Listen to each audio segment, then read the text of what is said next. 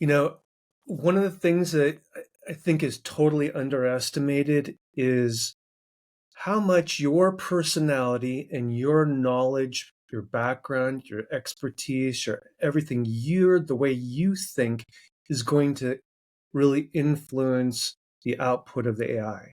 Because only you can think of the questions you can think of and the angles of stuff that you can think of. And that's really exciting. You know, like AI can't do that because AI doesn't have a body and it doesn't think. It's just probabilistic guessing. But if you're creative and you're willing to test it and experiment with it, then it's a new technology that nobody really knows what it's capable of. So we get to push boundaries here. And that's what I like. I was a part of the dot-com boom, and I was there when it was just coming in and lived through all of that. And it was the Wild West, right? And we're kind of in that same space again, which is really exciting because anything is kind of possible. Yeah. And I think technology, I would venture to say this might be a principle of technology, that technology is just reflective. It's always reflective of the humans.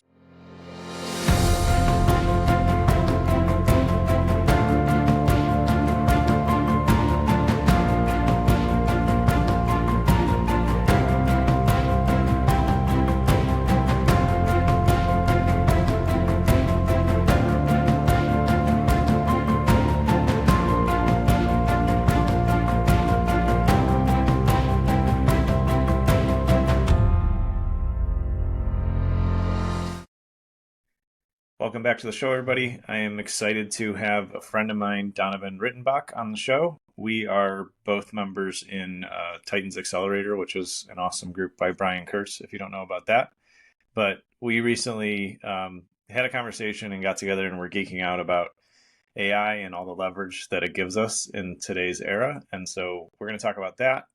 Before we get there, I always want to share a little bit, about your entrepreneurial journey and kind of how you got there, because you're not playing with all these fun toys by accident. So welcome to the show, Donovan. Thanks, Gabe. Yeah, it's great to be here. So I started this segment of my entrepreneurial journey about 3 years ago when I ran into ChatGPT, saw it going, all the news about it, like how the Economist said that it's one of the going to be one of the four greatest general purpose technologies, which means it's a technology that changes every industry, like electricity did, right? Like and Yeah. computers did. So, like, I should probably get to know this a little bit better. And especially, since I was doing copywriting, which is sales writing, there's a lot of people who are really nervous about it. And I wanted to know my enemy. So I started looking for chinks in the armor and what it did good and what it didn't do good. And um, yeah, since then I've written a couple books, including um, my second AI book, which just came out. Can I show that? Yeah, absolutely. Prompt Virtuoso: Secret Techniques to Amplify Your Intelligence and Not Get Hacked by AI. So I'm really interested in how AI works with people's brains, not like to do the thinking, not like really relying on the artificial intelligence to do the thinking, but augmenting the human skill. So yeah. Yeah, it's a wild space, and we got into it into AI in similar timelines, because my team and I started using what's now called Jasper AI, Mm-hmm. or they rebranded, but that's been like 4 or 5 years. Um, and I definitely saw the value then, but I was like, well, I want to be in this enough that I can kind of evolve with AI. And I totally agree with what you said, what the economist said. It is the most powerful general purpose technology that we may have ever seen. Um, and so I've been calling it, for lack of better terminology, but so it's relatable. Like this is actually the internet 2.0, because we now have information and we can act on the information, with AI, with computer help, Yeah. compared to the internet just opened up information for the whole world, which was massive change. Yeah. Now we have information that we can ask for action with, and ask for change and creation and things like that. And it's super powerful. And as with all new technologies, there's so much misinformation, and there's fear, and there's overhyping it. And so I like to always remind people, like, come off the edges, like come back to the middle a little bit, and remember that humans will always be humans, and so we will all be fine.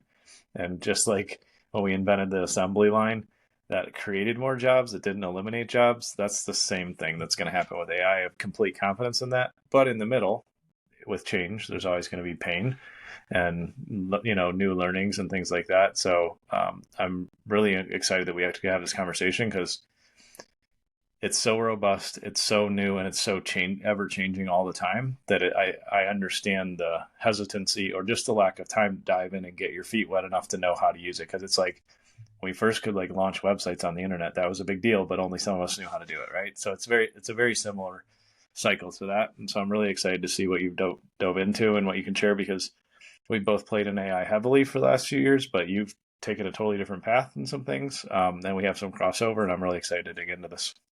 Yeah. It's, you know, one of the things that I think is totally underestimated is how much your personality and your knowledge, your background, your expertise, your everything, the way you think is going to really influence the output of the AI. Because only you can think of the questions you can think of, and the angles of stuff that you can think of. And that's really exciting. Like, you know, like AI can't do that because AI doesn't have a body and it doesn't think. It's just probabilistic guessing. But if you're creative and you're willing to test it and experiment with it, then it's a new technology that nobody really knows what it's capable of. So we get to push boundaries here. And that's what I like. I was a part of the dot-com boom, and I was there when it was just coming in and lived through all of that. And it was the Wild West, right? And we're kind of in that same space again, which is really exciting because anything is kind of possible. Yeah.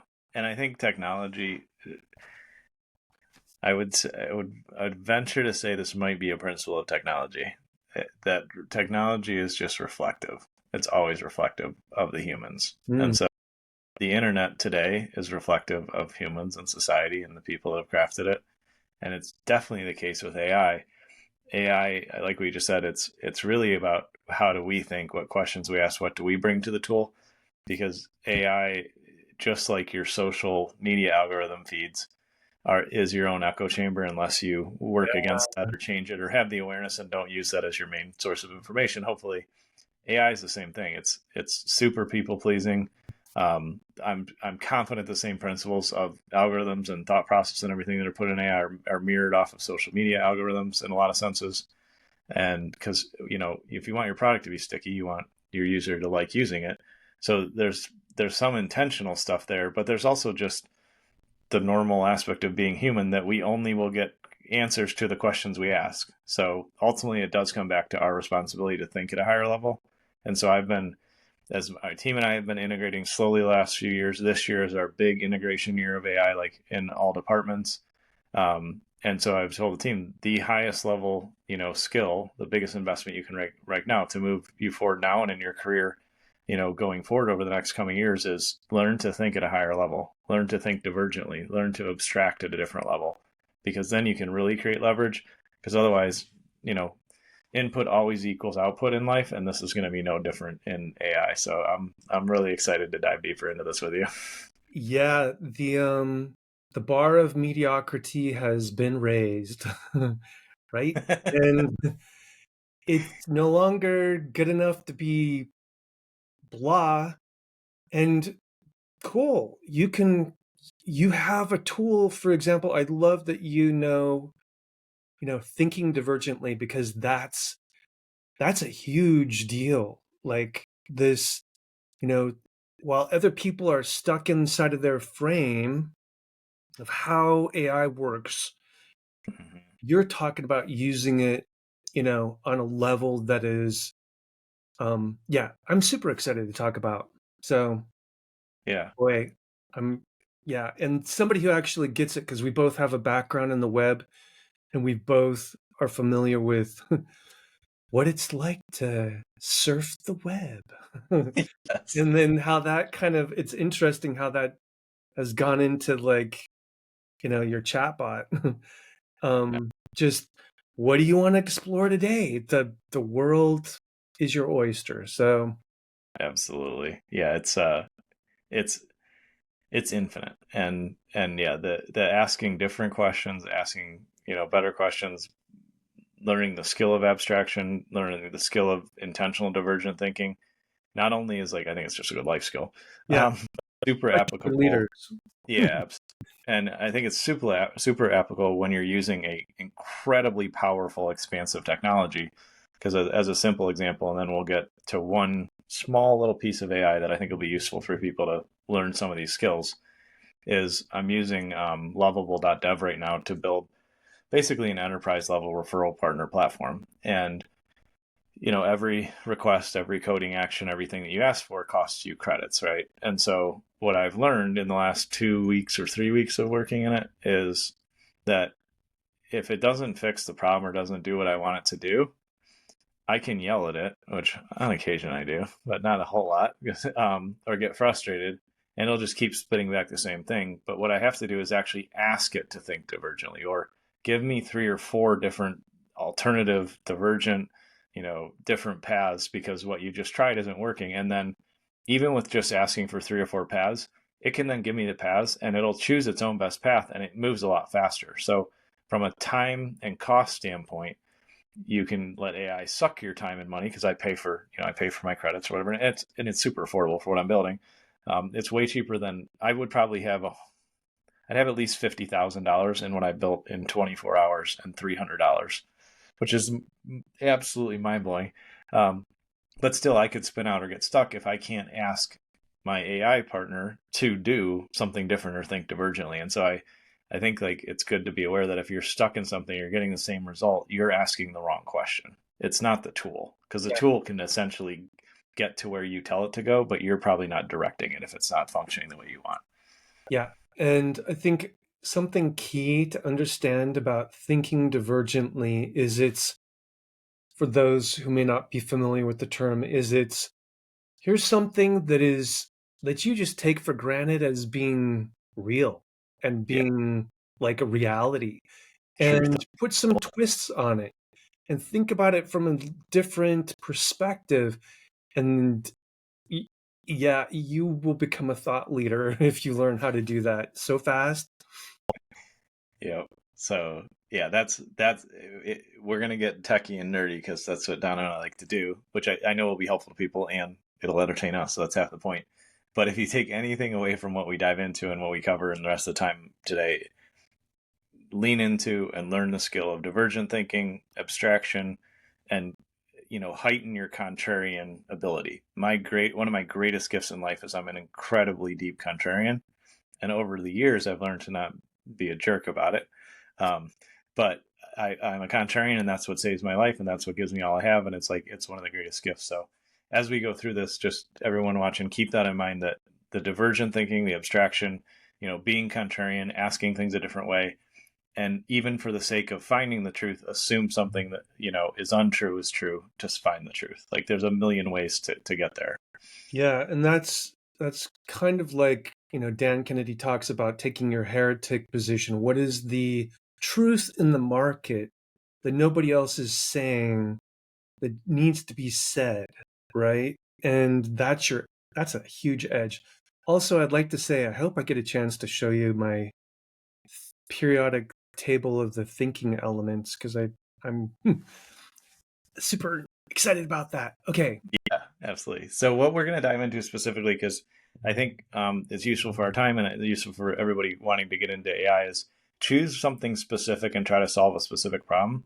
Otherwise, you're gonna wander and wander, and not that that's not fun, but as humans, we're driven to do good work and create value. And if we can't direct our own thinking and practice, then we won't get there. And so what we're going to dive into more specifically today is like how you can leverage AI for sales. How can you accelerate your sales process? Like what other power is there as it relates to sales? Because this is probably one of the least technical things I would venture to say that Donovan and I do with AI, but it's one of the most powerful things. And I've played in this space, but Donovan and I have not had this conversation at all about sales and AI.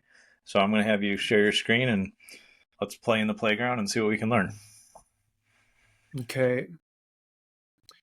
So, first of all, in order to play in the playground, by the way,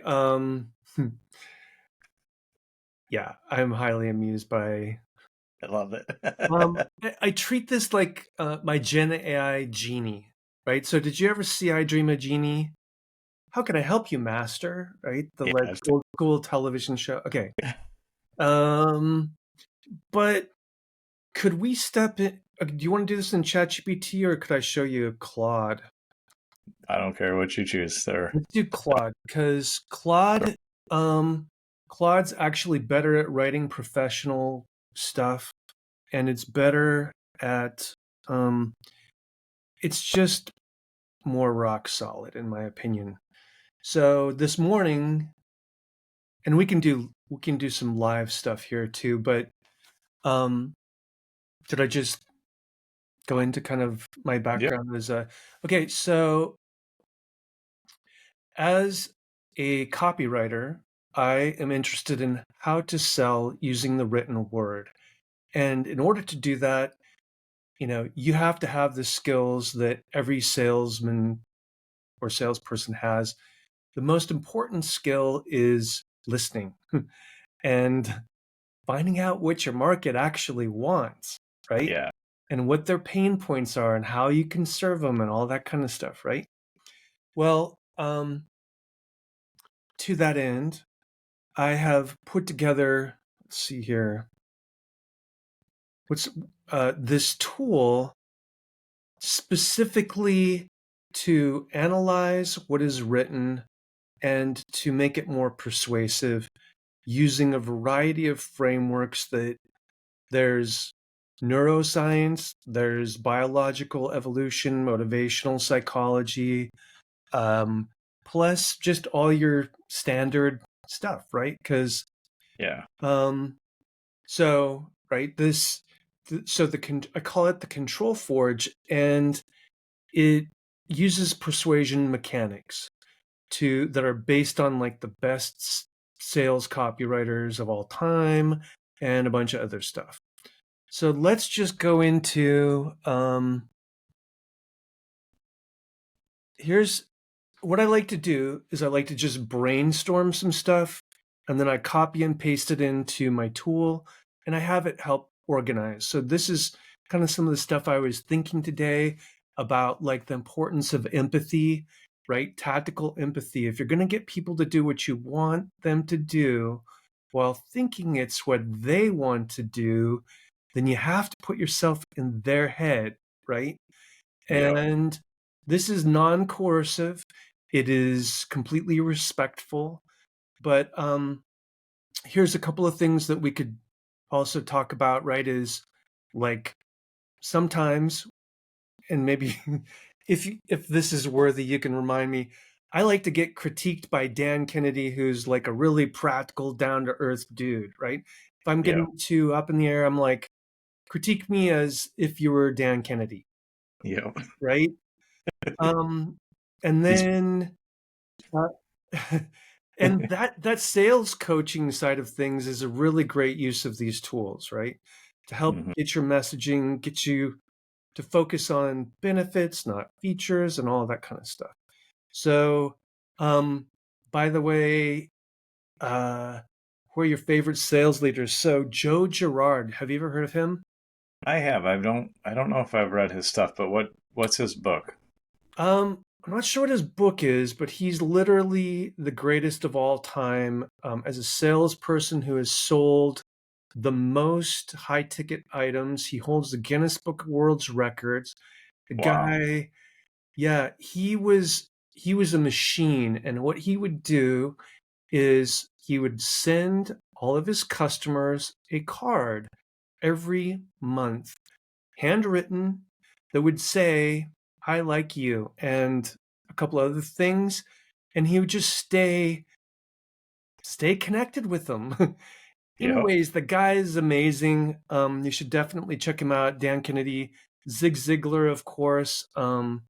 I If listen a lot. Yep. right, if you want to get what you want, help other people get what they want. Right? Yep.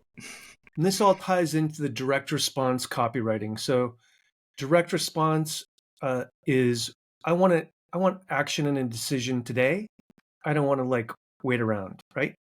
Yep. All right. So um, some of the things that I do with these tools is I analyze voice of customer data. So I will go through and say, grab a bunch of reviews, like 100 reviews, and I will look for the language that the customer is using. And if you want any examples of these at any point, just tell me so. I'll just kind of skim over these. Um, there's right sales objection simulation and role playing, which is it's great to have a super genius thought partner, right? Who, Yeah. who can give you that divergent angle. The market research, the research capability. Okay, let's kick off a little bit of research here in the background. Do you got something that's on your mind or a customer has on their mind? Because I think this Claude does this so much better than ChatGPT. ChatGPT will find about 20 sources. This will do like 200, 300. Wow, that's good to know. I haven't played with research over here. Yeah, like Why don't we do what are the biggest challenges of CEOs that sell a wellness device in their company and are doing $10 million or more of revenue in the US?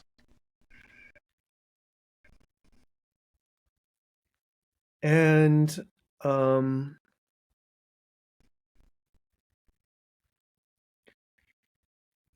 are doing 10 million in the US. Okay, so what's interesting about this, just to mention it right off the bat, is normally if you wanted to do this kind of a research and report, you can't do it with Google because Yeah. somebody has to have written it. This is going to go out and it's going to do the research for you. So you now you're a thought leader and an industry leader because you have knowledge nobody's going to have, right? Is there anything else we want to know? A particular wellness device or I don't know. We can keep it open, but Yeah, let's keep it open. And that's a good point. I am being kind of broad, but the more specific you are with the questions that we said, the better results you'll get. so, okay, I'm just going But to kick that off in the background hmm and you can see what it's going to start doing. So it starts setting up the research space and it's creating a research plan. Um, yeah, it appears to be thinking, but just keep in mind this is programmatic. It's not a thinking it's device. not thinking. It's running machine learning processes in the background, right? Yeah, exactly. So it's going to chug away on that. And let's actually take a look at what it's The okay. work it's It's going to take probably 10 minutes on that. We'll come back and we'll check in on that in a second. I'm going to just let that run in the background. I'm opening up a new tab because yeah, that way I can, you know, keep talking about what we were. one point, even just that simple small thing while you're pulling up, what you prepared here. That's probably one of the biggest leverage points that I've noticed for myself is that I can work on multiple things at once. Yeah. Um, so I can start the research and then pop over and clean this up, or I can be working on cleaning up some code and I'm also getting some analysis of like what I just drafted that I wrote myself or whatever it might be. And obviously, multi-threading for our own brains. I think we need to be intentional about that and not overdo things. Yes. But like this is going to sit and run for 10 minutes. You don't have to sit here and wait. You can go be productive and it's going to work for you. And like just that wealth of time alone that we get out of AI is crazy. Like this, Crazy. the amount of usable commercial product that I have created in the last 3 weeks would have taken me 6 to 9 months 2 or 3 years ago. Yeah. And I still had good tech and tools then, but it's just the time leverage in this stuff is wild. So that's the point I wanted to make as we're going. Right. And that it is the ultimate research librarian, because it's not only going to do the research, it's going to compile it and make it useful. Digestible, yeah. Right. So it's now going out to 382 sources and counting. We're looking at McKinsey, the FDA, Governor, we're Y Combinator, which is a startup thing. Incredible sources for sure, even just in those couple. Right. List of top wellness startups, like hardware startup funding, Series A and B.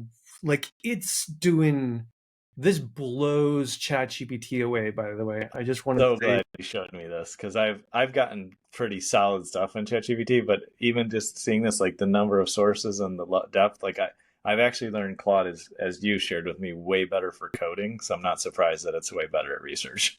yeah, it's the kind of like the adult in the room. Well, ChatGPT is the rowdy teenager getting all Agreed. the attention. Yeah. So, anyways, while that's chugging away in the background and looking for stuff, so it's basically doing 300 plus searches and reading everything. So that's one of the single kind of hidden gems is you don't have to read it. You don't have to process it. You don't have to decide. You don't have to navigate through crappy banner ads or poor UI or whatever. It's just finding it. Yeah. So yeah, we're doing like 3 weeks of research and for a multi-person team just in the background as we're talking. So welcome to your sci-fi life. That's right. That's what I like to say. All right. So here's I have this tool that I have built called Control Forge. And I've studied with top copywriters like Kim Crosby-Schwalm and Lori Morgan, and Clive Cable gave me a bunch of advice on this as well. And I'm just going to give you a glimpse of that. So I try not to do prompts, but you do need to, I like to have conversations with these tools, but Mm-hmm. you do need, you find yourself needing to give context and Clear direction, at least clear for me. direction. Yeah. Yeah. So this is a 7,000 word prompt. You would call it a prompt. I'm just calling it like its mission, right? Yeah. So the mission statement is to beat the control. In copywriting, the control is like your sales pitch that's working the best, and you Right. won't do better than that. So it's a mental program written in words designed to get the customer's very complicated brain to take action, like sending a message through a messy neural net playing the ultimate game of Pachinko. So we're going to look for an AlphaGo moment. You know what AlphaGo is? I don't think I do. This is a good one. So this is why you want to use AI. This is what you should be looking for. It's like a black swan event. It's rare. It's hidden, and AlphaGo happened. Here's the mission as it echoed back its mission. AlphaGo is a particularly interesting moment because in the middle to about 2015, they were having AI play a human champion of one of the most complex games available called Go, and Oh yeah. yeah, Okay. totally blows away chess. Anyways, game in the world as far as I'm aware right now. It's one of the hardest. Yeah, it's one of the hardest because it's so fluid. Well, this tool had played itself millions of times, and it had taught itself through the course of doing so how to play at a master level. And as it was playing this human, it did something that nobody understood. It was a something that nobody had ever done before. And actually, I'll just bring up a little visual since we're talking about this. So what it did is it was move 37. It did this move that nobody would guess would win the game. And it had never been done by a human. Statistically, that's how it kind of worked out. And so think about that, right? You're trying to think about the thing that your competitor has never thought of that might be your edge. Okay, well, that's what this tool, this Control Forge, helps you do. And it also is going to go through, it's going to evaluate your copy for like opportunities, like how well does it read? How does it think? How am I really going to say something that's different than all the other blah blah blah out there? Because if I'm just saying what everybody has already seen 100 times before, it's they're going to get bored and leave the page, right? Yeah. Or the sales presentation or whatever. They're like, the same old schlock that I've heard before. Okay, so it suggested that some of the things that might be relevant from, you know, from what this tool can do is the 24 module gap.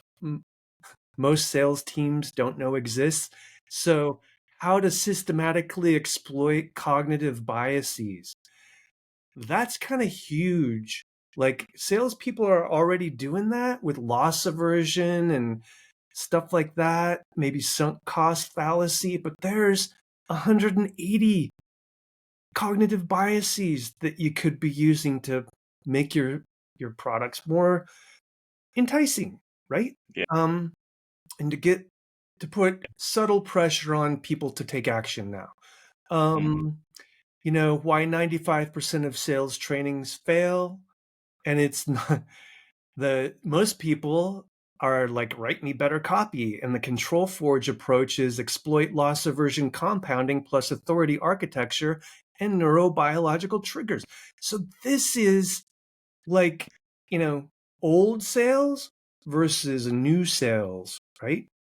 Yeah. Um, how about like most sales people don't think about your unconscious mind, and it's 93% of your brain. You better be talking to it, and because it's actually making the decisions about what to do about 10 seconds before your conscious mind starts Purple. telling the narrative, right? So anyways, it goes through a bunch of these really cool things. There's my heretic principle, right? What industry sacred cows need slaughtering. And so this is a proprietary tool that I developed because of my psychology background, because of my sales background, and yada, yada. So nobody else could come up with that because Yeah. nobody else has that background expertise. And I think that's why it's so important to be well read and to keep your mind open. Like last year, I read this a book called Determined by a Stanford primatologist about how we probably don't have free choice. And the reason why that's important is we overestimate how much free choice we have. And when you go to a really well written sales page and you like, especially in B2B, where it's all about a good calculation and a good value, and you go down through that page, by the time you're done, it's going to be like, I just got to buy because Exactly. There's no way out of that logic. Yeah. yeah, there's no way out of the. It just makes so much damn sense that nobody's pulling my leg. I'm not being BS'd. So anyway, Yep. let's check out our research in the background. Okay, it's been chugging away for 10 minutes. Wow. Okay, here you go. The wellness report. First of all, one of the things I would do on this. So it's your wellness device scaling report is ready. It analyzes the critical challenges facing CEOs as their companies hit $10 million in revenue, including rising customer acquisition costs, regulatory complexity, manufacturing scale, team management, funding concerns. That's pretty freaking comprehensive, right? The report Yeah, provides strategic insights. Like this is something you should be paying like McKinsey or whatever for like $50,000 for. The an hour. report provides strategic insights on navigating distribution channels, technological infrastructure demands, and market education barriers with examples from successful companies like Aura, the Aura Ring guys, and Yeah, Whoop. woo. Okay, so here it is. Now, this is where you can really get overwhelmed by the awesomeness The of de- these tools, right? And this is I'm gonna show you my approach to how I would handle so much incredible information, right? It's thorough. Great, this is a really great, you can just scan down through here. It has all the links to the research, so you can check and make sure it's not believing and making hallucinating, it right? up. By the Yep. way, there's McKinsey, right? These guys, they're huge research companies. Yeah. So what I'm going to do, because this is a monster, I'm going to select it like this. I'm not going to hit the copy. The reason why is if I hit copy, it actually loses all those hyperlinks. And then I'm just going to bust this out, and I'm going to stick it into a Word doc or a Google Doc. And you can see there's the links. Okay, Cool. cool. Now I have this. I'm just going to save it on my desktop where it's super easy to find. And now we're going to do. Now we're going to make this so that it reduces our cognitive load, which Yeah. is, you're looking at this. The ultimate differentiator involves. Yeah. Oh, my head hurts. So say it in plain English. Is my favorite prompt, one of my favorite prompts. Say it Yep. in plain English. Now, off to the side, we have this is called an artifact. And let's just close that window. By the way, they were doing that side editing window before ChatGPT was, so ChatGPT ripped that off. So the biggest challenges are getting customers costs way more. Okay, that's interesting. Uh, Governmental regulation is a nightmare because the FDA and FTC are cracking down. Huh. One wrong health claim and you get a warning letter. You need clinical studies. Interesting. Ouch. You have to sell everywhere but can't do it well. Amazon wants one thing, Target wants another. Your website needs something else. Manufacturing gets really expensive really fast, and it gives cost control. One bad batch could kill your company, so quality control is really important. Your scrappy team doesn't work anymore. Your early employees wore 10 hats, but they can't handle the specialized roles. Your technology needs to actually work at scale. Everyone's copying you, etc., etc. That's spot on too. I've had plenty of conversations with CEOs in this space, and I love what you just did of like, here's the 10 bullet points. You're so much farther along if you just want to start a conversation with this prospect, right? Yeah, right. You are now you've now educated yourself, so you're actually, that's one of the most interesting things about these tools is they make you smarter, Yeah. right? Because now I just learned something, right, that I didn't know and I hadn't thought about. And it's not that the AI is thinking for me, it's that I'm co-thinking with it. And it's helping me be a smarter, better person. So,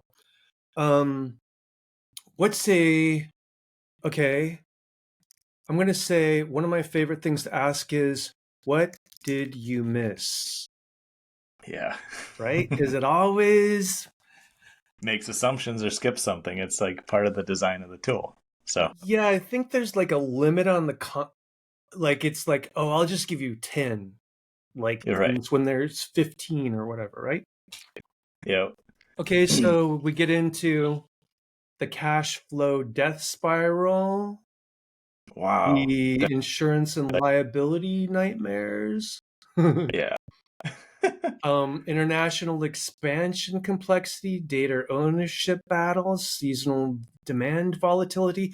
So, because we had it researched 330 sources, it's now a top expert ish in these, right? And all you got to do is ask the right questions. So, battery obsolescence, clinical claims. Um, Now, on the topic of reducing cognitive load, what is the single most important thing I should know? Because we gave it all this context, and now we'll see what it comes up with. Cash flow kills more wellness devices than anything else, device companies than anything else. Huh. Wow. That makes perfect sense from what we've seen too, because I never thought about the credit line you have to carry, where it's saying there, buy your devices, work with a manufacturer, and then it takes a while to get those to market. Right? One delayed shipment, one large batch, one major customer paying late. You're out. Yeah, you're scrambling to make payroll while sitting on millions in inventory you can't sell. So I love, yeah, it's going through the math is brutal. If you're growing 100% over year, you need to finance that growth out of pocket for 90 to 120 days before seeing cash return. So it either requires massive cash reserves or extremely sophisticated financial planning.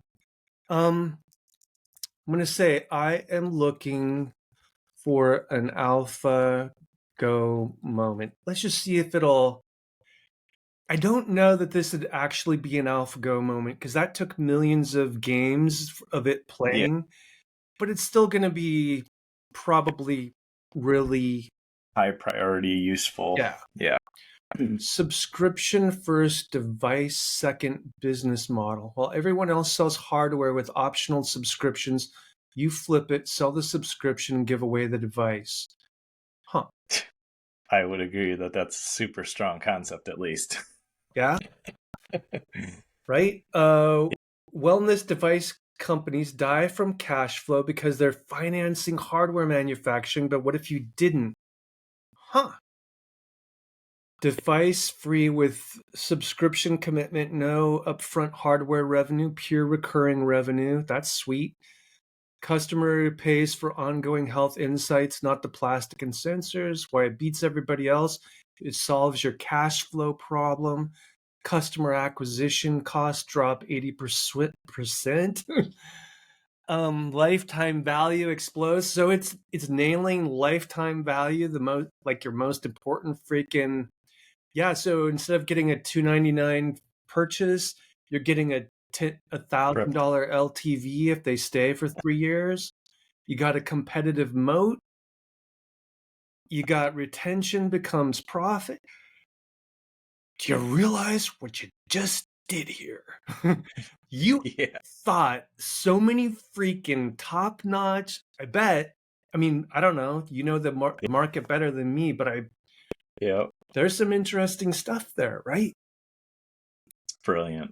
And it's just because I happen to know and study. I'm a board gamer. I love chess. I love Go. I love all the games because games are about math and making decisions and strategy. And Yeah, I love man. strategy, right? And so because I knew that, and because I've just had this weird little trivia fact bubbling away in the back of my head, I could make a prompt and ask a question of the world's greatest genius. Give me an AlphaGo moment. Like, It's brilliant. right? Okay, it's very exciting. And what's nice about this too, I think I can let's see. I should be able to share this with you. Wonder why it's usually okay. Might need to just Chats refresh this. using advanced research can't be shared, so it's Ah, it's in for you. for the low, low price of another podcast episode. No, okay. Figure out how to. If you think that is actually valuable to you, I will Yeah, shoot that over to you. yeah.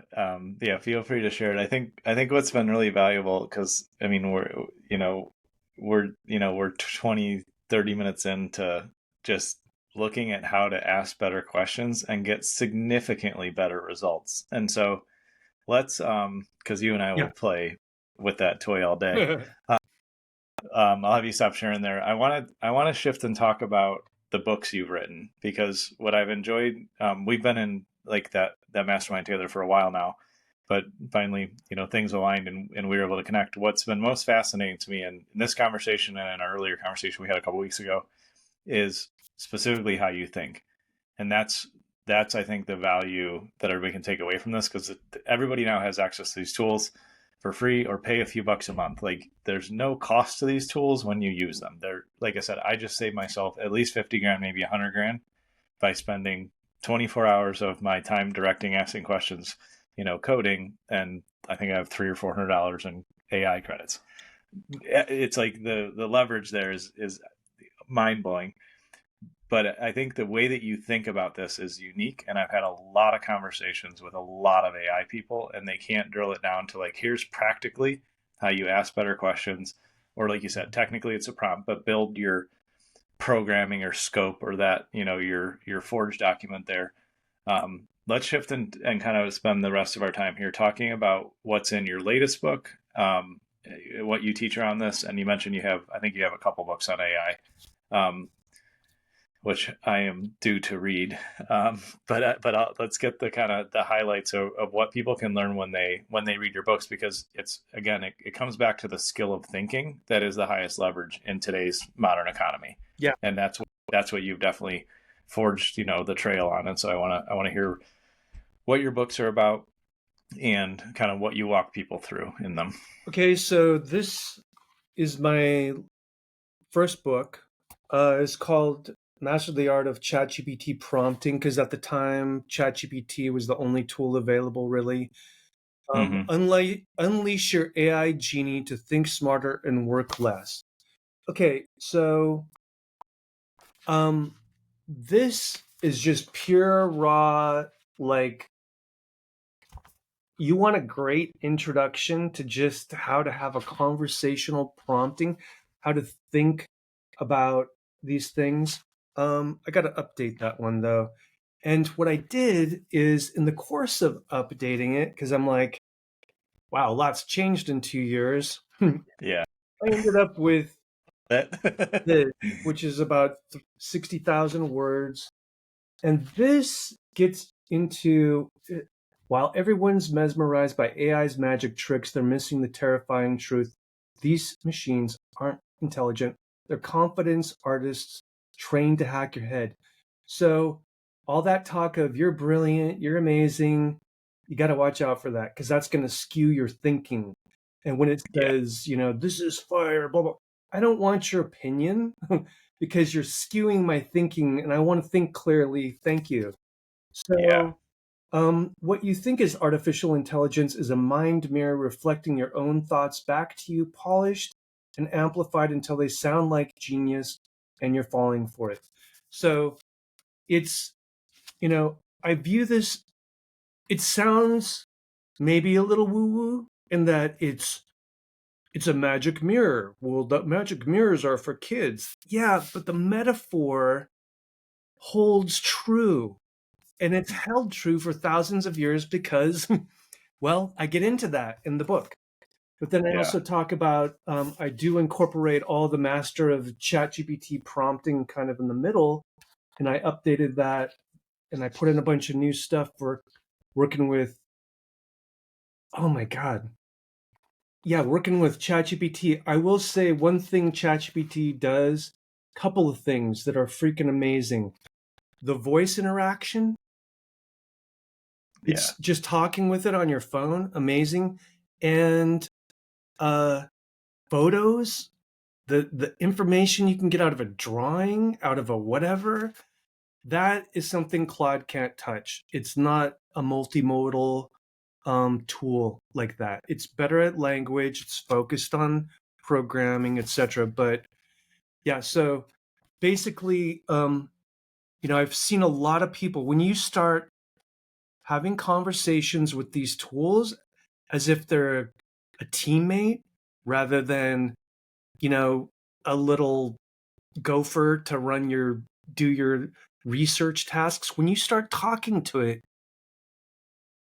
you're you're going to get a whole different set of replies that are going to be much more insightful, right? Think of it as talking to yourself, Hmm. right? So, but you can get hacked and fall in love with yourself really easily. It's the easiest thing to do. So, how do you not only um, do that, but how do you take, like, I wrote a 120-page book in 3 hours. Now I got to read it. Now I got to make decisions about it. How do you deal with that? How do you, the productivity side of that?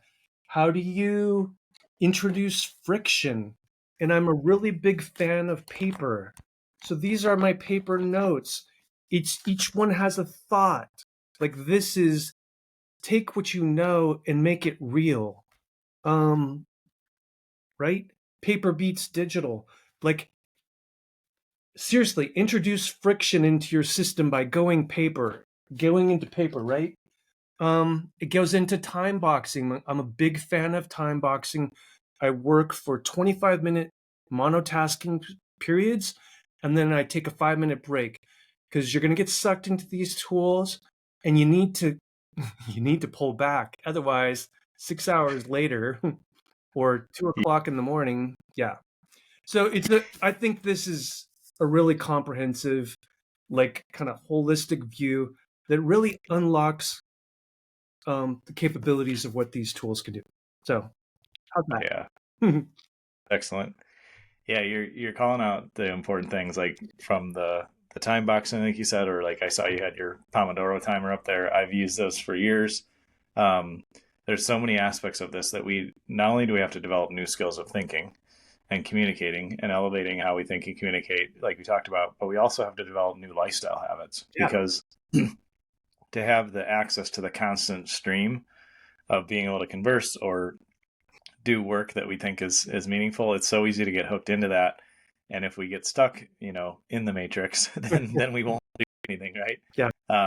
And so I love that, and I'm really excited to read that book, and definitely recommend everybody check that out because the leaders of this era will be able to think at a different level and leverage these tools effectively and with intention, and the masses, which is that's how the world works, will follow it blindly and they won't think effectively. And as you said earlier, like mediocrity will grow across the board in a lot of spaces because technology, when it gives us back time, many of us don't have principles and a strategy and intention behind how we use time, or at least I know I started there, and that's something I'm always working on.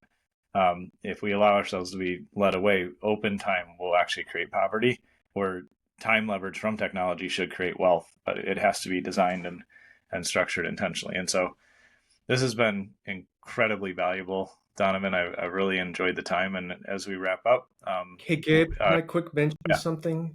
yeah, I was going to say anything else you want to mention, and then I definitely recommend we'll link to your book. I want people to definitely check that out. All right.